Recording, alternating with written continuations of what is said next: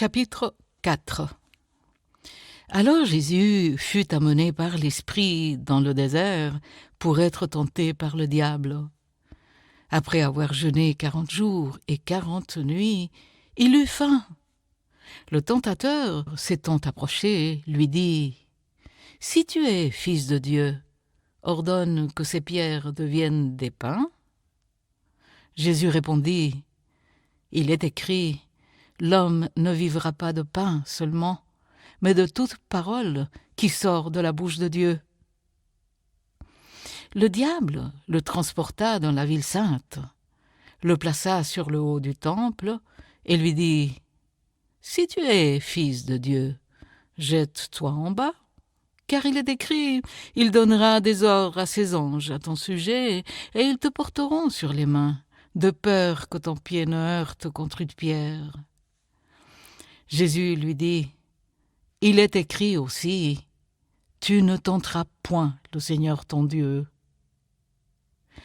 Le diable le transporta encore sur une montagne très élevée, lui montra tous les royaumes du monde et leur gloire, et lui dit « Je te donnerai toutes ces choses, si tu te prosternes et m'adores. » Jésus lui dit « Retire-toi, Satan, car il est écrit « Tu adoreras le Seigneur, ton Dieu, et tu le serviras lui seul. » Et voici des anges vinrent auprès de Jésus et le servirent. Jésus, ayant appris que Jean avait été livré, se retira dans la Galilée. Il quitta Nazareth et vint demeurer à Capernaüm, situé près de la mer dans le territoire de Zabulon et de Nephtali, afin que s'accomplisse ce qui avait été annoncé par Ésaïe le prophète. Le peuple de Zabulon et de Nephtali, de la contrée voisine de la mer, du pays au-delà du Jourdain et de la Galilée des païens. Ce peuple, assis dans les ténèbres, a vu une grande lumière.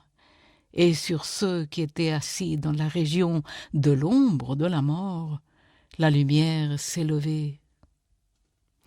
Dès ce moment, Jésus commença à prêcher et à dire « Repentez-vous, car le royaume des cieux est proche. » Comme il marchait le long de la mer de Galilée, il vit deux frères, Simon, appelé Pierre, et André, son frère, qui jetait un filet dans la mer, car ils étaient pêcheurs.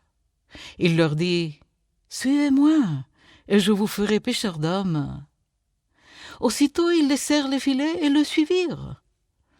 De là, étant allé plus loin, il vit deux autres frères, Jacques, fils de Zébédée, et Jean, son frère, qui étaient dans une barque avec Zébédée, leur père, et qui réparaient leurs filets.